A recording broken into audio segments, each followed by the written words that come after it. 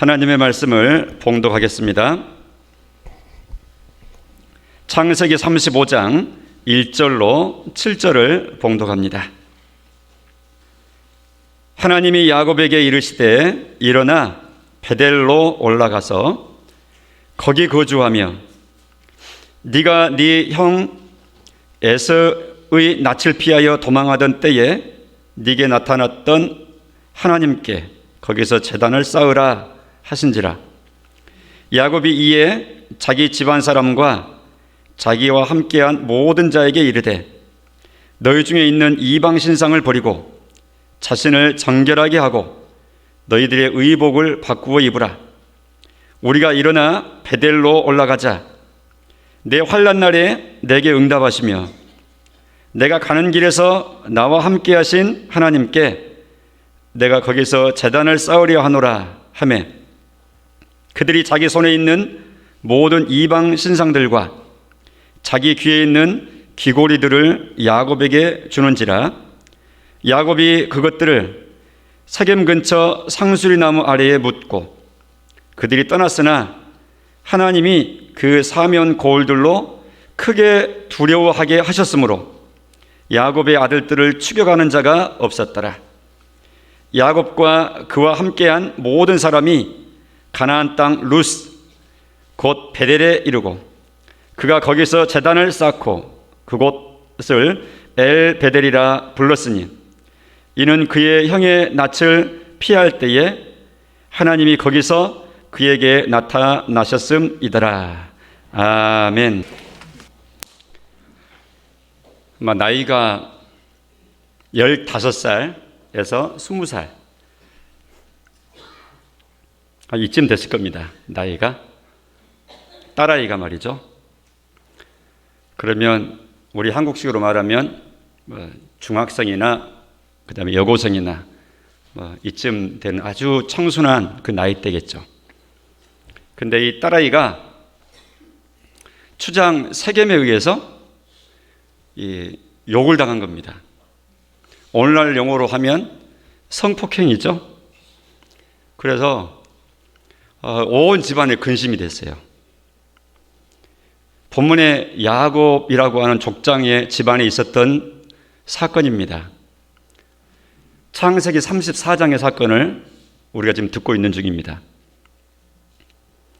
그래서 힘 있는 아들들이 많이 있지만 다들 지금 이 양떼를 끌고 장기간 동안 출장 풀밭을 따라서 이렇게 도는 그런 방목하는 곳이라 아들들이 다 돌아올 때까지 아버지 야곱이 기다렸다가 다 모이자 그 사연을 다 내어놓고 집안 회의를 했습니다.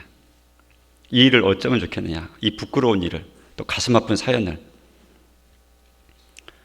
근데 거기서 사람을 보내왔어요.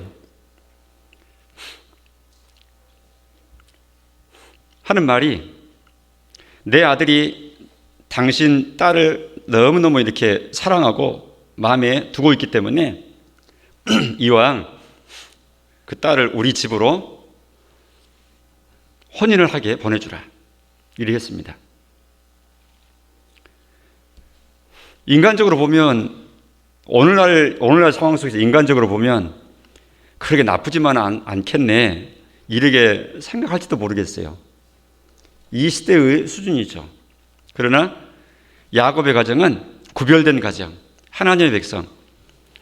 그런데 상대하는 그 족속은 이방 족속, 하나님을 모르는 족속.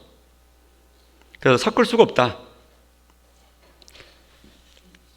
그래서 이제 가족회의를 하고 응답하기를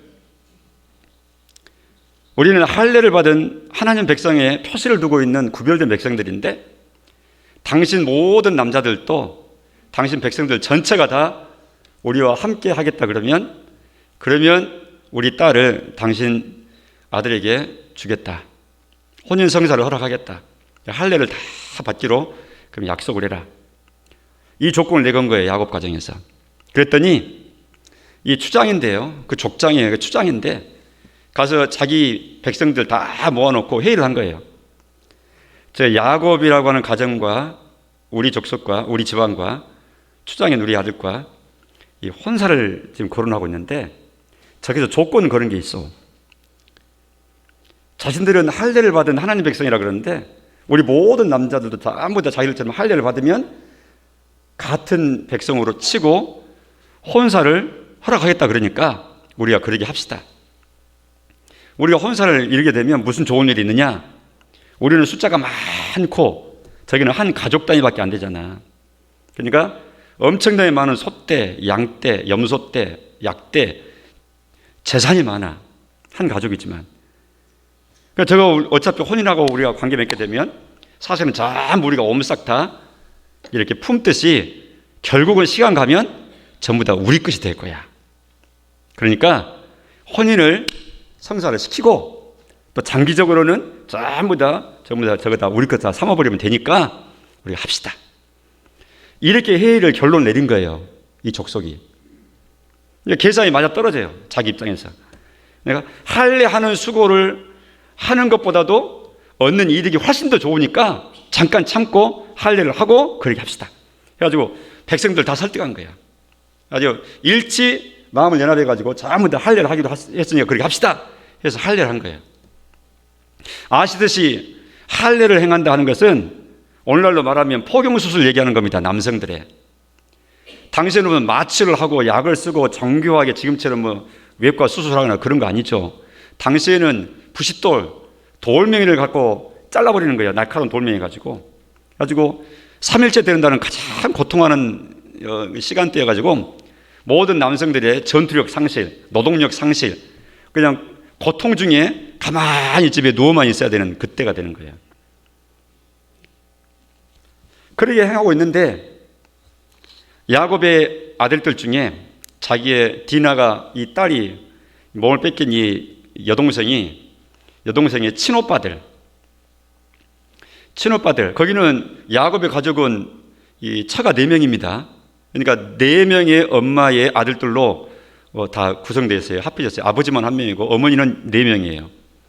근데 이 몸을 빼앗긴 이 디나라고 하는 이 딸아이의 친오빠들, 그 이제 레아의 후손들인데 둘째 오빠, 셋째 오빠 시므온과 레위라고 하는 이 친오빠들이 그렇게 희귀족속들 고통 중에 있고 수술 중에 누워 있는 그 남자들을 그 한 날 저녁을 정하고 급습을 해가지고 집집에 돌아다니면서 다 대학살극을 벌이고 맙니다. 전부 다 죽여버리는 거예요. 엄청난 참극이죠. 그 다음날 야곱이 난리가 났어요. 야 이놈들아, 너희들이 어쩌려고 그러면 이런 큰 일을 벌였느냐. 이건 벌집 쓰는 것보다 더한다. 우리는 한 가족밖에 안 되고 저기는 한 부족인데 저것들이, 저 사람들이, 관계되는 사람들이 한두 명이냐? 자기들 남자들 다 이게 대참사를 당했다고 그 관계되는 옆에 부족들까지 다 총동원해가지고 우리 가족에게 애호싸고 달려들면 우리가 어떻게 대항하겠느냐? 우리는 씨도 추릴 수 없이, 찾을 수 없이 우리는 그렇게 되고 말 것이다. 어찌해서 계산도 없이 이런 어리석은 짓을 했느냐 하고 아버지 야곱이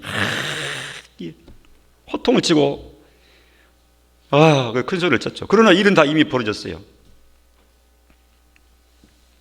이제는 우리 망했다 이러고 있을 때입니다. 오늘 본문은 그 다음 장입니다. 35장. 우리가 35장 1절부터 읽었는데 하나님 백성인 야곱과 그의 가족 전체가 이런 몰살의 위기, 스스로 해결할 수 없는 큰 짐스러운 위기, 이런 어려운 공경 가운데 지금 들어있는데 이때 하나님께서는 하나님의 백성인 야곱의 가족을 그냥 가만히 방치해 놓고 너희들 알아서 해라 이렇게 하시질 않아요.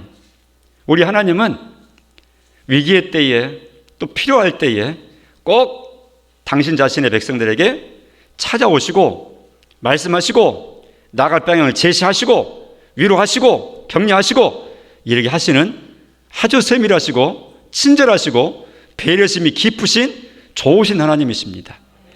그래서 그 하나님을 어떻게 하면 잘 소개할까 해가지고 여러 가지 비유를 하시는데 그 중에 바로 그런 하나님의 성품을 잘 보여주시기 위해서 하시는 비유가 목자와 양에 대한 비유예요. 나는 너희들의 내 백성의 목자다. 내 백성은 양과 같다. 하나님은 하나님을 뿐이시고 백성은 백성일 뿐인데 목자와 양으로 빗대어서 설명하시는 거예요. 왜냐하면 땅에서 목자의 역할을 해보고 또 양을 지켜보고 하는 그 마음을 백성들이 다 알기 때문에. 그러니까 목자인 야곱이 또 목자인 우리 성도들이 사람들이 그 산업을 목축업을 할 때 얼마나 소 한 마리의 생명에 양 한 마리의 생명에 짐승 한 마리의 생명에 온 정성을 다하고 잘 먹는가? 또 건강하게 배설하는가? 잘 자는가? 뭐 소리는 건강한가? 새끼는 잘 갖는가? 뭐 이렇게 빛깔은 좋은가? 자세하게 잘 살펴보는 법이잖아요. 내 재산에 대해서.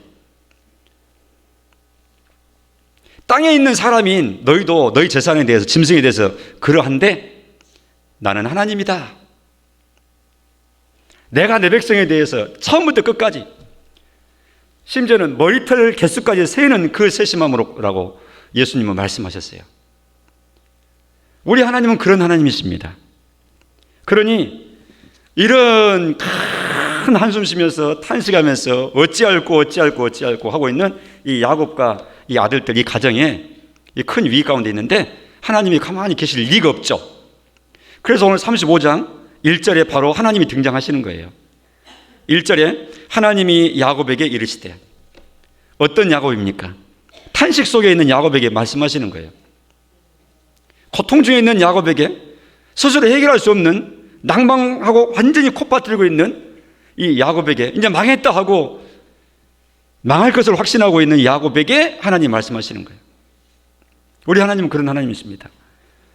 무슨 말씀을 하시는가 했더니 이렇게 말씀하시죠. 1절에 일어나 베델로 올라가라 이렇게 말씀해요. 일어나라, 그 베델로 올라가라. 이 동사가 2개 쓰였어요. 우리말은 매끄럽게 번역했는데 일어나 베델로 올라가서 거기 거주하며 이렇게 했는데 일어나라 베델로 올라가라, 그리고 거기에서 살아라, 여기서 살지 말고 이렇게 말씀한 거예요. 그리고 또 들어가서 보니까 동사 명령어가 또 나오는데 거기서 제단을 쌓아라. 그 1절 보세요. 형 그래 돼 있잖아요. 동사가. 근데 누구한테 제단 쌓으라고 그랬어요? 거기서 베델로 올라가서 누구에게? 1절을 보세요. 보면서 대답하세요. 누구한테? 하나님께 제단 쌓아라. 어떤 하나님이에요? 너에게 나타났던 하나님, 네게 나타났던 하나님께 제단 쌓아라. 야곱 너에게 하나님이 그 베델에서 나타났었지?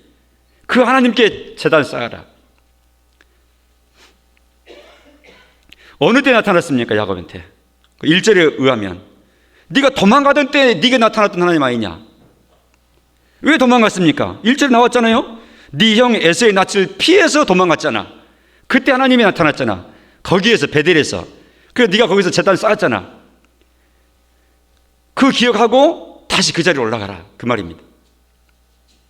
그러니까 디나의 사건이 있었던 이것은 사실 역사적으로 추론해서 야곱의 일생을 더듬어 올라가 보면 한 30년 전에 베델에서 하나님을 깊이 체험하고 하나님의 보호를 받고 확신하고 그리고 하나님께 서원하고 약속하고 했던 그 일이 있었어요. 그런데 30년이 지난 지금 그거 다 무시하고 잊어버린 거예요. 30년 전에 베델에서 무슨 사건이 있었습니까? 1절에 말하는 것처럼 네 형 에서의 낯을 펴여 도망하던 때 그랬잖아요. 팥죽 사건, 그리고 양털 가지고 형 에서처럼 미끌미끌한 자기 살을 다 덮어서 털의 사람처럼 형의 살갗처럼 이렇게 위장을 해가지고 눈물고 나이 많은 감각 떨어진 아버지 이삭을 속여서 내가 에서입니다 이렇게 속여가지고 축복 기도를 억지로 받아내고 막 이런 식으로 하면서 이렇게 했잖아요. 팥죽 한 그릇으로 형의 피곤한 것, 시장한 그때를 틈타가지고 내한테 장자권 파세요. 이 팥죽 드시고. 그래서 그래라. 물론 에서의 잘못도 있지만 아무튼 이런 여러 가지 인간적인 술수를 다 동원해서 아무튼 에서가 원수가 됐어요. 더 이상 에서가 참을 수 없어서 저놈 쳐 죽여버리겠다. 이래 하니까 이제는 형님의 분노를 피해가지고 외삼촌 집으로 어머니의 보위에서 보냄받아가지고 도망가는 중이었어요. 하루 열심히 도망갔습니다. 그때 도착했던 것이 루스라고 하는 땅이에요. 하루 힘써 도망가면 보통 한 50km 도망가죠. 한 번도 집을 떠나본 적이 없는 야곱이었어요. 에서 형님이야 사냥을 좋아하는 기질, 남성다운 기질이 있고 통뼈의 기질, 털의 사람이었기 때문에 많은 사람 거느리고 막 사냐를 휘젓고 다니면서 달려다니면서 일하면서 막 사냥도 하고 아주 거친 사람이었는데, 야곱은 장막에만 있었다 그랬어요. 아주 소심하고 어머니 상대해서 요리 배우고 뭐 이런 사람 아닙니까? 그런 그가 한 번도 나온 적이 없는 집을 떠나가지고 그 먼 길, 한 번도 가본 적이 없는 그 먼 길, 있다고만 들었던 외가를 찾아서 먼 길을 출발해서 가는 길이에요. 저도 노숙은 한 번도 안 해보고 더군다나 야지에서 이게 밤을 새면서 자본 적은, 혼자 자본 적은 없기 때문에 거의 가능할지는 모르겠어요. 그런데 경험 없는 사람이 한번 성경을 읽으실 때마다 아주 세밀하게 상상을 한번 해보시라 그랬죠. 여러분이 가다가 어느 산골비에 가가지고 저물어가지고 좀 잠을 자다가 가야 되겠다 하고 하룻밤 자야 되겠다 하고 하면 어떻게 자겠습니까? 나무도 꺾어서 덮을 수 있고, 좀 이렇게 덮어져 있는 뭐 이게 비스듬한 절벽이나 동굴 비슷하게 있으면 그 밑으로 들어갈 수도 있고, 낙엽도 끌어 있으면 끌어가지고 덮을 수도 있고, 뭐 여러 가지 방법을 취할 수 있겠죠. 그러나 밤은 또 추운 법이잖아요.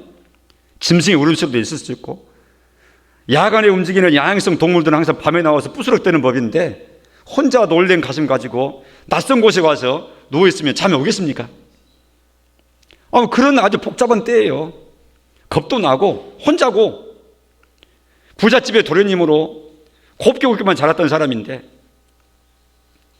그 먼 길의 산속에서 들판에서 혼자 잠을 잔다고 생각해 보세요. 공포와 두려움과 온갖 생각이 그를 사로잡았을 것입니다. 그런데 그날 저녁에 하나님은 그런 야곱에게 역시 또 함께 하시는 것을 나타내시기 위해서 나타나셨습니다. 그가 꿈의 환상을 보게 하셨는데, 사닥다리가 하늘로부터 지상까지 땅 위로 쫙 펼쳐 하늘 끝에 보이지 않을 정도로 서 있는 거예요. 그리고 그 위에 천사가 내리락 오르락 내리락 이리 하는 모습을 본 거예요. 그 체험을 하고 나서 그는 깜짝 놀랐습니다. 잠을 깨서 자기가 베고 있었던 돌을 표시석으로 삼았습니다. 그리고 하나님 앞에 요청을 하고 약속을 드립니다. 하나님이 이곳에 계시군요. 저는 우리 하나님, 우리 가족의 하나님만 되셔가지고 집 떠나면 이제 하나님 없는 곳인 줄 알았는데 하나님이 이곳에도 계시는군요. 그래서 그건 자기가 이름을 붙였어요. 하나님의 집이다. 바다입니다. 베델. 그 벳이라고 하는 말이 집이라는 말이에요. 엘은 하나님이란 말이에요. 그러니까 하나님의 집, 거꾸로 말할 때 그걸 벳엘 이렇게 말하는 거예요. 원래 이름은 루스예요. 그 땅, 그 주민들이 하는 얘기는 루스 땅 근처인데, 그때 이후로 성경에는 베델이라고 이렇게 유명해졌죠. 하나님의 집이다. 그래서 이곳이 하나님의 집이다. 만약 하나님께서 그걸 같이 읽어보겠습니다. 창세기 28장 18절 이후에 그게 나와 있는데 화면을 통해서 같이 보겠습니다. 시작. 야곱이 아침에 일찍이 일어나 베개로 삼았던 돌을 가져다가 기둥으로 삼고 그 위에 기름을 붓고 그곳 이름을 베델이라 하였더라. 이 성의 옛 이름은 루스더라. 20절 계속. 야곱이 서운합니다. 이르되 하나님이 나와 함께 계셔서 내가 가는 이 길에서 나를 지키시고 먹을 떡과 입을 옷을 주시어 내가 평안히 아버지 집으로 돌아가게 하시오면, 즉 지금 길 떠나는데 앞으로 무슨 일을 얼마나 걸릴지 어디로 갈지 잘 모르지만 몸성이 먹고 마시고 했다가 치킨 받았다가 다시 집으로 돌아오게 해주시면, 이 말입니다. 그 다음에 이제 자기가 만약 그렇게 해주시면 그런 조건을 걸고 서원합니다. 시작. 여호와께서 나의 하나님이 되실 것이요 내가 기둥으로 세운 이 돌이 여호와의 집이 될 것이요 하나님께서 내게 주신 모든 것에서 10분의 1을 내가 반드시 하나님께 드리겠나이다. 이렇게 하나님께 약속한 거예요. 하나님께 드리는 약속을 일컬어서 서원이라 그래요. 서원. 세 가지를 서원했죠. 이곳이 하나님의 집이 될 것입니다. 하나님은 나의 하나님 될 것입니다. 내가 10분의 1을 드릴 것입니다. 이리 하면서. 그러니까 한마디로 말하면 내가 하나님을 힘써 잘 섬기는 사람으로 그렇게 하나님 앞에 서겠습니다. 뭐 이런 뜻이거든요. 이걸 30년 전에 했다 그 말이죠. 이 디나 사건이 있기 전에 30년 전 혼자 총각 때 도망갈 때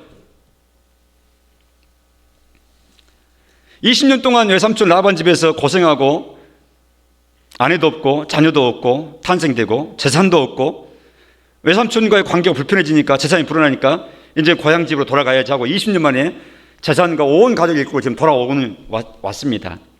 돌아오다가 20년 전에 에서 형님 또 어떻게 하냐 고민하며 왔지만 약복강가에서 하나님께 간구하고 기도하고 하나님 은혜 받아가지고 그 분노를 품고 400명의 군사를 이끌고 야곱을 맞으러 왔던 그런 형 에서의 마음도 하나님께서 돌이켜주시고 20년 만에 형제가 감격의 눈물에 기쁜 상봉을 하도록 오히려 환경을 바꿔버리시고 이렇게 은혜 주신 거래요. 하나님께서.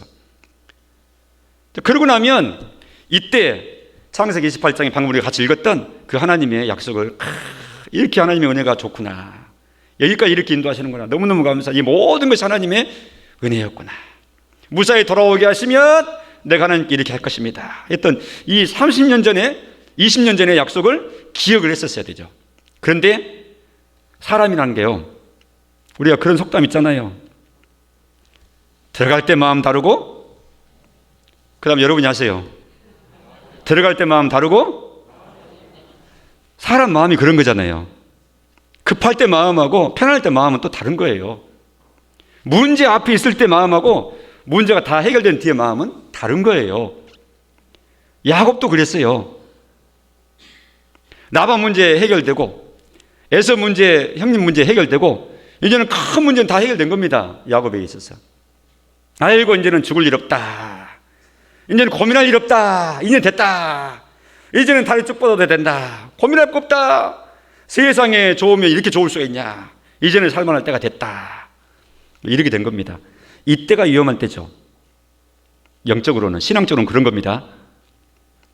그리고 이제 그때로 바로 이제 직행해가지고 베델로 다 갔으면 얼마나 좋았겠어요. 그런데 더 이상 가지 아니하고 이 숫곳이라고 하는 곳에 그대로 머뭅니다. 에서형을 만나고 화해했던 바로 가까운 그곳. 그리고 무려 그곳에서 10년을 사는 거예요. 눌러 앉아서. 얼마 동안요? 10년. 그 10년 차쯤 됐을 때 터진 사건이 우리가 먼저 얘기했던 딸 디나의 그 사건이에요. 이때 하나님은 말씀하는 거예요. 야곱아, 옛날 일 기억하고, 네가 나한테 약속했던 것 기억하고, 내가 너를 함께한다가 너와 함께했던 그때 기억하고, 너희를 내가 함께 붙잡아 약속했던 그곳 기억하고, 은혜의 장소인, 나를 체험한 장소인 그 베델로 가야지. 오늘 본문에서 그렇게 말씀하시는 거예요. 우리는 항상 우리들 마음 가운데 각자의 마음의 베델을 품고 살아야 돼요. 하나님이 오늘의 내가 있기까지 인도해 주셨던 하나님이세요. 시마다 때마다 일마다 지나놓고 보니까 하나님의 은혜였다라고 하는 때를 늘 지나오게 하셨던 거예요. 지금 또 문제 가운데 있다 할지라도 여전히 하나님은 이들의 체험, 성경 속에 있는 많은 믿음의 사람들을 상대했던 하나님의 그 체험, 하나님이 그들로 하여금 행하셨던 그 모습을 성경을 통해서 보게 하시면서 우리로 하여금 간접적으로 이런 하나님의 것을 배우게 하시면서 그 하나님을 믿도록 우리를 도우시면서 여전히 오늘날 나는 여전히 변함없는 그런 하나님이야, 너에게도 마찬가지야, 이렇게 하시면서 우리를 격려하시고 이끌어 가시는 그런 하나님이시라 그 말이죠. 근데 야곱이 그 베델의 서원을 잊어버리고 베델의 체험을 잊어버리고 숫곳에 10년 동안 머물러 있는 사이에 이런 어려운 일을 당했던 것입니다. 이제 베델 가서 제단 쌓으라 이렇게 말씀하시고, 오늘 본문에 보니까 2절을 보세요. 1절에 하나님의 명령을 받은 야곱이 2절에 보면 야곱이 이에 자기 집안 사람들과 자기와 함께한 모든 자에게 이르되, 이제 야곱이 말합니다. 자기 집안 식구들한테 너희 중에 있는 이방 신상들을 버리고 자신을 정결하게 하고 너희의 의복을 바꿔 입으라. 마음과 마음의 속과 겉의 모습과에 다 전부 새롭게 하라는 그 말이죠.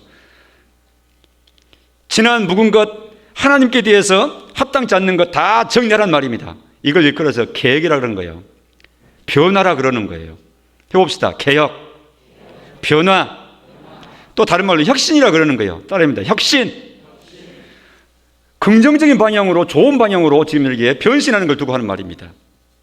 나쁜 방향으로 변신하는 걸 일컬어서 그것은 변질이라 그러죠. 변질. 그냥 이것은 좋은 쪽으로 지금 긍정한 쪽으로 좀 바꾸는 거예요. 개혁하고 혁신하고 성장하는 모습이죠. 그래서 신상 다 버려라. 자신을 정결하게 하고 너의 의복을 바꾸라. 몸과 마음은 다 바꾸는 겁니다. 그러면서 3절에 보니까 하나님이 자기한테 했던 그 말을 그대로 자기 집안 식구들한테 하는 거예요. 3절에 우리가 일어나 베델로 올라가자.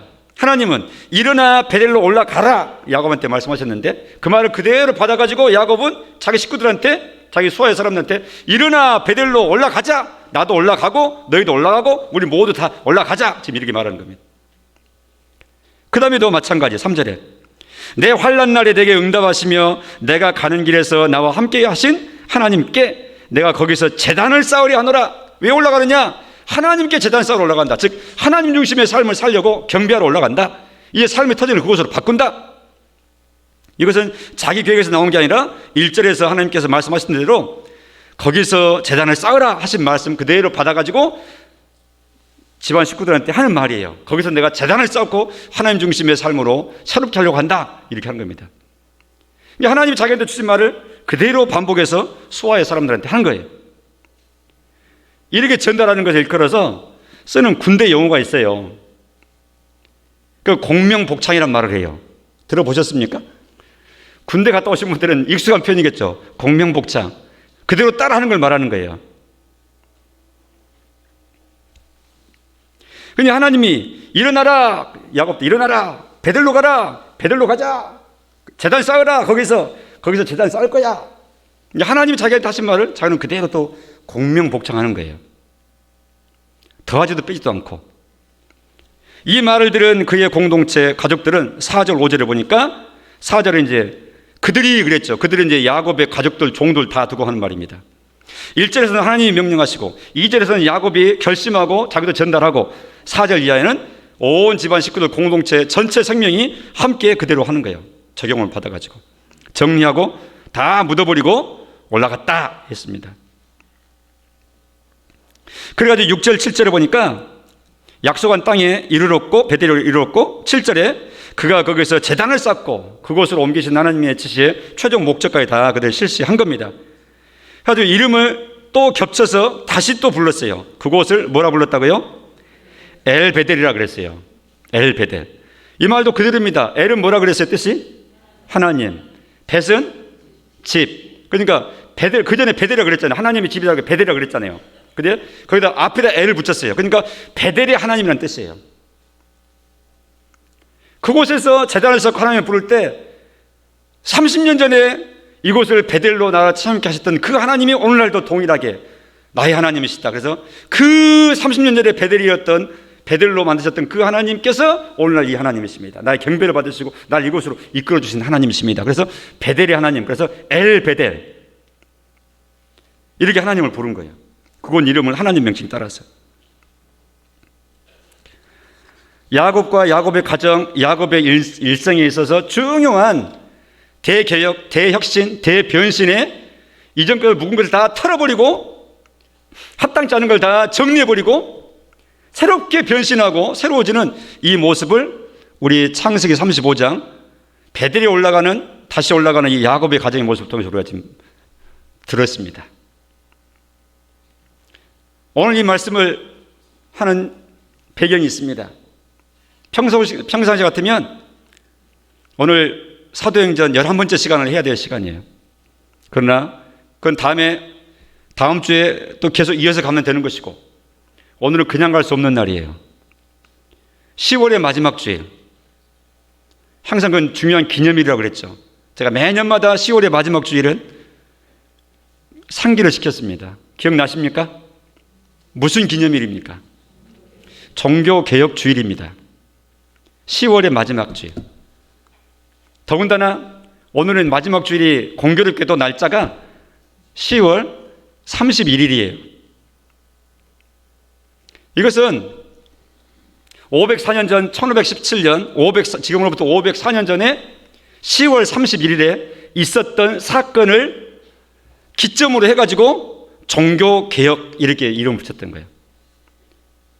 당시에 독일의 신부, 로마 교회의 신부의 입장에 있었던, 신부의 신분으로 있었던 한 신부, 그 사람이 마르틴 루터인데, 이 사람이 자기가 가르치는 대학, 당시에는 큰 교회당을 대학으로 모아서 이렇게 건물로 썼기 때문에 교회라 하기도 하고 대학이라고 부르기도 하지만, 아무튼 비텐베르크라고 하는 성당, 교회 또는 대학이라고 하는 그 출입문, 거기다가 95개에 해당되는 자기의 주장을 대자보처럼 길게 써가지고 거기다 못질해서 박은 거예요. 출입하는 사람 다 보고 지나가는 사람 다 보라고. 그것은 당시에 교회의 이 옳지 않는 행동에 대해서, 또 교황에 합당치 않는 그런 가르침과 그 전통에 대해서 쭉 이렇게 나열한 내용이었습니다. 그것은 당시에 로마 교황청에 알려져서 큰 파문을 일으키게 됐고, 결국은 그가 파면을 받게 됐죠. 그것을 잘못했다고 시인하고 돌이키든지, 아니면 그래서 아닌 쪽을 택했기 때문에 그는 끝까지 나는 양심을 돌이킬 수 없다, 하나님 앞에서 내가 바른 것을 했다 해가지고 결국은 최후의 재판에서 그는 모든 걸 다 파면당합니다. 그러면 그가 어떻게 죽든지 법의 보호를 받지 못하는 그런 입장에 있어요. 그러나 하나님께서는 그를 한 성주의 이 손길을 통해서 납치를 하게 하셔가지고 납치를 해서 자기 성에 수년 동안 보호해 주게 되죠. 아무튼 그런 여러 가지 이제 역사 속에 일어난 일들인데, 아무튼 그날이 역사는, 교회 역사는, 또 이 세계 역사는 종교 개혁의 기점이다, 시작점이다 하고, 비텐베르크 대학의 문에 95개의 반박문을 붙였던, 게시했던 그날을 종교 개혁일로 이렇게 기억을 합니다. 역사 공부에서. 그날이 10월 31일이에요. 근데 오늘 마침 주일의 이 날짜도 10월 31일이에요. 공교롭게. 우리 이날 생각해야 되는 거예요. 항상 이때가 돌아오면 과거 역사만 생각할 일이 아니라 개혁되는 교회로, 계속해서 개혁되어져 가야 되는 그런 교회로 우리 자신을 생각을 해야 되는 겁니다. 한번 따라해 봅시다. 개혁교회는 계속 개혁되어야 한다. 이게 이제 하는 말입니다. 한번 옛날에 우리가 개혁했으니까 됐다 하는 것이 아니라, 고인물은 썩어가는 법이잖아요. 계속 순환되어가요. 계속 또 개혁하고 또 개혁하고 또 개혁하고. 우리가 완벽한 사람 아니고 잘한 사람 아니기 때문에, 잘한 것도 있지만 못한 것도 항상 같이 붙어있기 때문에 또 바라보고 또 정리하고 계속 해야 되는 게 끝없이, 역사가 끝날 때까지 그렇게 해야 되는 겁니다. 지금은 사탄이 교회를 공격합니다. 언제나 그랬듯이. 사탄의 공격은 밖으로부터 공격, 안으로부터 공격이 있습니다. 밖으로부터 공격이 뭡니까? 그런 심한 대표적인 것은 핍박과 신앙의 박해입니다. 특히 적대적인 국가의 공권력에 들어서고, 그런 왕이 들어서고 행정이 들어서게 될 때는 아주 국가적인 차원에서 압박을 해서 교회를 잔멸하죠. 이게 밖으로부터 오는 이 공격입니다. 그런가 하면 그 시대의 유행과 문화의 여러 가지 모습을 가지고 교회를 공격하는 거예요. 그럴 때 우리가 눈이 흐리멍텅하게, 또 정신이 흐리흐리하게 이렇게 있게 되면 개혁하기는커녕 우리가 오히려 그쪽에 휩쓸려 가지고 그냥 같이 동화돼 가기 쉽습니다. 이게 소위 말해서 이제 세속화인데, 그런 것들로부터 우리는 계속해서 우리 자신을 지켜나가야 되고 개혁해 나가야 되는 것이 있죠. 어젯밤 혹시 뉴스 보셨으면 오늘이 무슨 날인지 아십니까? 사회적으로는 오늘날도 기념하는, 오늘 31일 기념하는 뭐 날이 있던데, 그렇게 잘 아십니까? 어르신들은 무슨 날인 거 할지 모르지만 지금 이게 이제 속도가 탔습니다. 뭐 서울 이태원이니 뭐 신촌이니 뭐 홍대 거리니 난립니다. 난리. 어젯밤에 부어라 마셔라 기분 내자 하는 날이거든요. 듣도 보도 못한 그런 뭐 할로윈 데이라고 있어요. 뭐 날도 많죠? 이게 소위 말해서 문화라는 데인 거죠. 문화는 그 시대의 유행을 말하는 겁니다. 사람 살아가는 흐름인데, 한마디로 말하면 그 할로윈이 뭐냐? 출발을 말하면 저 스코틀랜드 켈트 쪽이 살았던 당시에 그들의 정령신앙, 귀신놀이 하는 거예요. 그들은 11월 1일을 새해 시작으로 시작하는데, 그 새해 시작을 바로 앞둔 31일은 아주 각종 귀신들이 돌아다니면서 해코지하는 날이에요. 그러니까 그 귀신들을 잘 달래서 해를 안 당해야 돼. 그래서 귀신이 와가지고 너 내한테 대접할래? 합당한 대접을 할래? 아니면 너 한 방 먹을래? 뭐 이렇게 하면서 집집이 다 돌아다닌다는 거예요. 그들의 전통입니다. 지금도 그래요. 미국 같은 데 가면 할로윈 데이 하게 되면 그들이 하는 말이 있어요. 그 외치면서 돌아다녀요. 그러면 집에서는 준비했다가 해를 안 당하니까 대접한다는 식으로 사탕도 주고 뭣도 주고 이렇게 하고, 이제 그렇게 집에 와서 막 두드리는 아이한테 크게 주고. 근데 그때 복장들이 뭐냐? 주로 해골 복장, 귀신 복장, 마귀 복장 막 이래 하면서 막 돌아다니는 거예요. 내가 마귀다 이래 하면서 귀신놀이 하는 거예요. 아주 비성경적이고 영적으로 난잡하고 하나님 보시기에 너무너무 더러운 문화입니다. 그것이. 그런데 그것이 그쪽 영국 지역, 유럽 쪽에서만 조금 있었는데 이것이 미국으로 건너간 거예요. 왜냐하면 그때 1800년대, 19년대, 19세기쯤에 그 아일랜드 그쪽에 엄청난 대기근이 수년 동안 있었거든요. 그러니까 사람들이 살 수가 없어. 굶어 죽으니까. 그래서 인구의 3분의 1이 전부 다 나라를 떠나버려가지고 미국으로 다 이민 가버린 거예요. 그런 세계 역사가 있습니다. 여러분, 인구의 3분의 1이 다 이사 가버렸다니까요. 그래서 새로운 땅에 미국에서 정착해서 사는 거예요. 그러니까 그쪽으로 사람들이 가니까 그 사람 따라서 자기 고국 땅에서 했던 것들 그대로 다 옮겨가는 거예요. 그 이제 사람 따라 문화가 옮겨가니까. 미국의 존 F 케네디 같은 거 유명한 대통령 있잖아요. 다 그때 당시 조상들이 아일랜드에서 미국으로 이주해왔던 후예들이 바로 그 케네디 대통령 다 그 후예들입니다. 아무튼 그러다 보니까 이제 미국이 뭡니까? 이 자본주의, 시장 경제주의의 대표 아닙니까? 거기는 돈이 되면 뭐든지 합니다. 그러니까 이것이 그런 전통이 시장의 이 영업 이익을 노리는 상인들과 기업가들과 딱 만나게 되니까 거기는 폭발하게 되는 거예요. 온 나라에 다 번지는 거예요. 왜요? 영업하고 기업을 경영하는 사람들은 어떻게 하면 이익을 내느냐, 이게 최대의 목표거든요. 그러니까 그런 내용이 있으면 이런 이 세속적인 그런 기업들, 세상의 그 회사들은 그거 통해서 이제 영업의 이익을 높이라 그러죠. 그거 당연한 거 아니겠어요? 우리나라 빼빼로데이가 왜 생겼어요? 11월 11일에 빼빼로를 왜 사 먹어요? 놀아나는 겁니다. 장사하는 분들 앞에서. 화이트데이를 왜 지키고요? 또 뭐 캔디데이가 뭡니까? 그걸 왜 지킵니까? 그러니까 그 지키는 것 자체가 뭐 재미로 하는 거야 할 수도 있지만 해도 상관없어요. 그게 죄인이 아니 그럴 수 없지만, 그러나 깨있는 사람은 이게 뭐냐 하고 그 내용을 들여다보면서 진단을 할 줄 알아야 되죠. 무슨 바람이 불든지 항상 그 바람 맞고 좋다 날고, 저 바람 또 불면 또 그 바람 좋구나 또 즐기고, 이래 하면 이게 영혼이 없는 사람이잖아요. 의식도 없고 민족성도 없고 아무 생각이 없는 사람은 그렇게 사는 거예요. 바람 부는데도 낙엽이 굴러다니듯이. 우리는 그럴 수 없는 사람입니다. 항상 진단해야 돼요. 세상이 나타나면 이게 뭐냐 평가해야 돼요. 이게 깨있는 사람이에요. 교회가 그렇게 해야 돼요.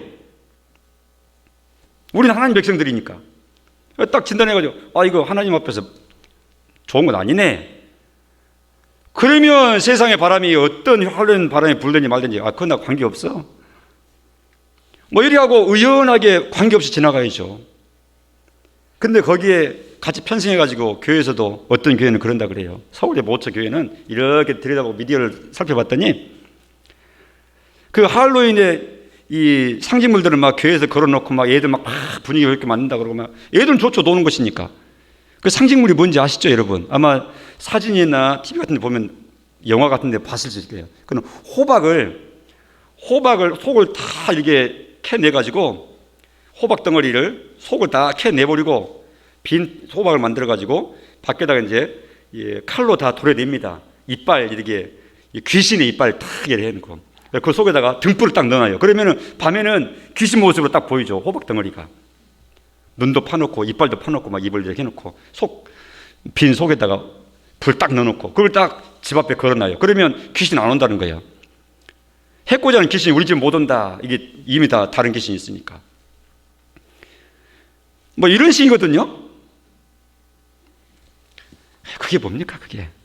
그러니까 이제 우리들은 이런 내용들을 마음 가운데 이렇게라도 전에 듣고 아시고 저것이 그거구나 이렇게 하시면서 우리 일종의 예방접종 백신 맞듯이 분별을 우리가 해나가야 돼요.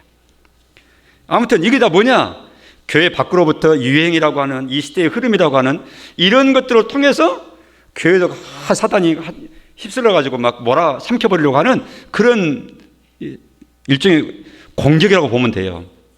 그런 측면에서 볼 때는 영적 전투라는 관점에서 볼 때는 그런 성격을 우리가 규명할 수 있다 하는 것이죠. 이런 걸로부터 우리가 우리의 신앙을 또 우리의 자녀를 우리 교회를 복음을 지켜내야죠. 그러려면 그런 데 휩쓸리면 안 되고 오늘 야곱의 가정에 사는 것처럼 의복을 새롭게 해라, 정결하게 해라, 신상을 버려라 이리 하면서 새롭게 해야 되는 것입니다. 그런가 하면 안으로부터 공격도 있어요. 사탄은 거짓 가르침, 진리 왜곡, 성경에 대한 무관심, 무지, 심지어는 우리 속에서 쾌락주의, 현세주의, 물질주의, 우리 속에서 말이죠. 그 종교 일치주의, 종교 다원주의 뭐 이런 식으로 다 화합하면서 좋게 지내자 하는 식의 이런 내용들. 화합하는 걸 누가 싫어합니까? 우리 성도들 오해하시면 안 됩니다. 복음을 뚜렷하게 주장한 것 때문에 다 다른 사람들 배척하고 미워하고 그러면 안 되는 거예요. 이 세상은 딱 이렇게 보시면 돼요. 마음 넓게 보세요. 어떻게 보느냐? 이 세상은 하나님을 섬길 줄 아는 사람하고 하나님을 아직 섬길 줄 모르는 사람하고 이렇게 두 종류의 사람들이 우리가 섞여서 산다. 그래서 먼저 섬길 줄 아는 나는 아직은 섬길 줄 모르는 저 모든 사람들을 다 어쩌든지 선한 영향을 끼치고 또 때로는 직접 알려주기도 하고 해가지고 저들도 어쩌든지 하나님을 섬겨서 복된 사람 되도록 그렇게 내가 도와줘야 될 사람이다. 이렇게 보시면 돼요. 그가 불교인이든지 이슬람이든지 뭐 신천지든지 뭐하든지 구슬하든지 뭐라든지 아무 관계없어요. 모두가 다 그 속에 다 들어있는 거예요. 그러면 우리가 대적하고 멀리 하라는 말이 아니라 그들을 속으로 긍휼히 여기고 하나님 저들에게 복 주세요. 꼭 복 받게 해주세요. 이렇게 하면서 해야 된다 그 말이죠. 그러니까 어떤 한 가정 내에서도 종교가 다르고 신앙이 다르다고 막 등하냐고 이래 한 것은 가장 하수입니다. 가장 하수. 가장 어린애 같은 그런 수기 때문에 가급적이면 그렇게 하지 마시고 좀 더 성숙하고 여유로운 마음으로 그래 좀 다른 게 좀 달리 할 게 있다는 이렇게 하고 그냥 부드럽게 가급적이면 싸우지 마시고 다투지 마시고 달라도 가급적이면 모이시고 이래 하면서 온 집안이 그런 다르면서도 한 가족의 공동체를 잘 이렇게 의리 있게 이게 잘 유지해 나가도록 그런 지혜를 하나님께 구하면서 그렇게 해야 된다 그 말이죠. 그래야 그분이 복을 받지. 가장 쉬운 것은 딱 잘라버리고 오도가도 않는 거예요. 그러면 너도 나 볼 필요 없고 나도 볼 필요 없으니까 얼마나 편합니까? 속상할 일도 없고. 그러나 그것은 가장 하수다. 다시 돌아와서 이처럼 이 사단의 공격이 있고 은밀한 공격이 있고 거센 공격이 있고 거친 공격이 있고 안으로 공격 밖으로 공격이 있는 이런 세상 속에서 우리가 신앙생활을 해나가면서 알게 모르게 어느 데 보니까 또 이렇게 우리가 푹 빠져 있기도 하고 어느 데 보니까 또 우리가 이거 털어야 될 내용이 있기도 하고 이때마다 계속해서 계획해야 된다 그 말이죠. 오늘 야곱의 가정이 했던 것처럼. 그래서 우리는 항상 우리의 배대를 생각을 해야 돼요. 하나님과의 관계가 지금 흐려져 있지 않느냐? 하나님과의 관계가 지금 다 이것저것 빼앗겨버리고 또 놓쳐버리지 않느냐? 코로나와 같은 이런 상황을 통해서도 우리는 새롭게 해야 되죠. 에베소서 6장 11절 이하에 같이 읽어보겠습니다. 시작. 마귀의 관계를 능히 대적하기 위하여 하나님의 전신갑주를 입으라. 12절.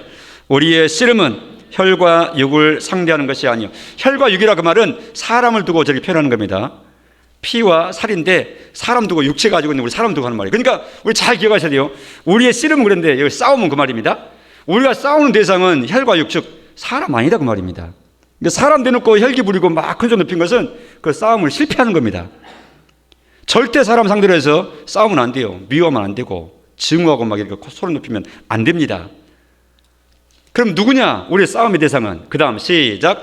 통치자와 권세들과 이 어둠의 세상 주관자들과 하늘에 있는 악의 영들을 상대합니다. 우리가 상대하는 것은 뭐 통치자부터 쭉 나오는데 저것은 영적인 이 실체들을 두고 하는 말이에요. 마귀가 있고 그 밑에 귀신들이 있고 그들도 계급들이 있거든요. 그 하늘의 권세들 다 이 악한 하나님을 대적하는 그 세력들을 두고 하는 말이에요.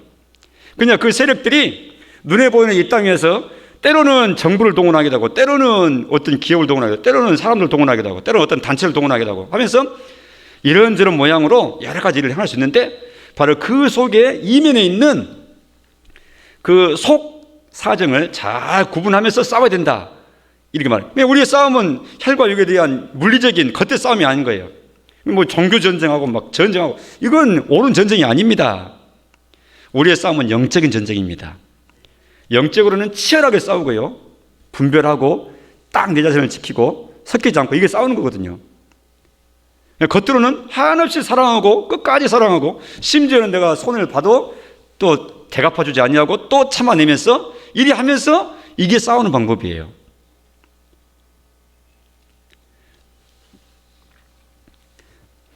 그래서 오늘의 종교개혁은 복음의 변제를 막고 내가 전달받은 구원의 복음을 끝까지 확신하면서 휩쓸리지 아니하면서 포기하지 않으면서 믿을 뿐만 아니라 지키고 지킬 뿐만 아니라 오히려 역공해서 전파하고 알려주고 확장하고 이리 하는 것이 오늘날의 종교개혁이고 계속되는 개혁의 현장이다 하는 것입니다. 말세가 되면 고통한 때가 이르러서 사람들이 헛된 말에 속고 자기들이 좋아하는 것을 따라 기준 없이 돌아다닌다 그랬습니다. 로마서 12장 2절의 말씀 보면 너희는 이러한 세대를 본받지 말아라 이렇게 말씀합니다. 말씀을 마감합니다. 프로테스탄트라 그랬습니다. 그건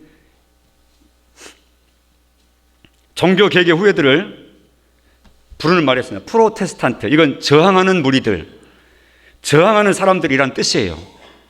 이 말은 로마 카톨릭에서 로마 교회에서 개혁을 하고 자기들과 함께하지 않는 개혁을 하고 빠져나가고 딴 단체를 만들고 한 소위 말해서 개신교, 기독교들에 대해서 천주교에서 비아냥대면서 꼬리표를 붙여가지고 쓰는 말이 프로테스탄트. 저 사람들은 프로테스탄트야. 우리한테 저항하는, 그래서 빠져나간 저 사람들이야. 이런 뜻으로 썼던 단어예요. 그러니까 비난하는 말이었죠. 그런데 그것은 지금은 아주 영광스러운 말로 우리는 오히려 거꾸로 받는 거예요. 마치 그리스도인이란 말이 그렇게 시작됐듯이. 그런데 오늘날 우리도 여전히 프로테스탄트로 살아야 돼요. 저항하는 사람으로 있어야 돼요. 세상 좋다고 끌어안고 세상과 함께 하려고 하면 안 되고, 항상 신앙은 분립니다. 하나님이 갈대와 오리에서 아브라함을 분리시켜서 끄집어내듯이 분리시키는 거예요. 세상에 들어가서 속하면 안 된다. 같이 섞여 살아도 같이 할 수 없는 그 부분이 있는 것을 항상 정확한 선이 있는 것이죠.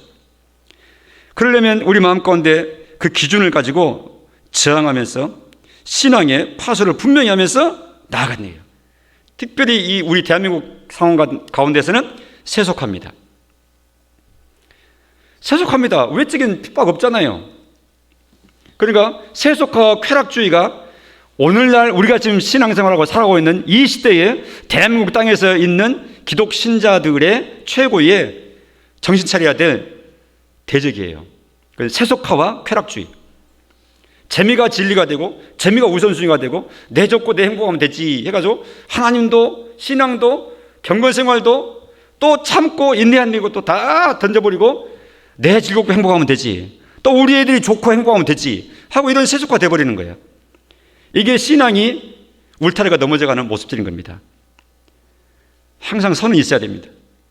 오늘날도 계속해서 개혁은 진행돼야 된다.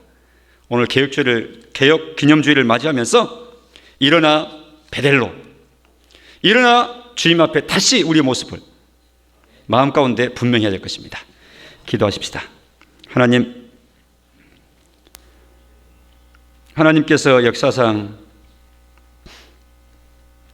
1500년대에 그 위대한 일을 우리에게 허락하셔서 그 혜택을 누리게 하셨고, 오늘날에도 그때를 기억하며 기념하면서 우리가 치열한 영적 전투의 현장 속에서 어떠한 자세로 나아가야 될 것을 말씀해 주심인 줄 알고 감사를 드립니다. 야곱 가정이 새롭게 결심을 하고 일어섰습니다. 실패한 자리, 고난당한 자리, 하나님을 잊어버렸던 그 자리가 편리하고 좋았던, 그래서 안주했던 그 자리를 털고 하나님이 지시하신 베델을 향해서 올라갔습니다. 하나님, 항상 우리가 이러한 생활이 반복될 수 있도록, 우리의 삶 가운데 늘 기억할 수 있도록 깨어있는 마음을, 뜨인 눈을, 깨닫는 마음을 허락하여 주시옵소서. 예수님 이름으로 기도합니다. 아멘.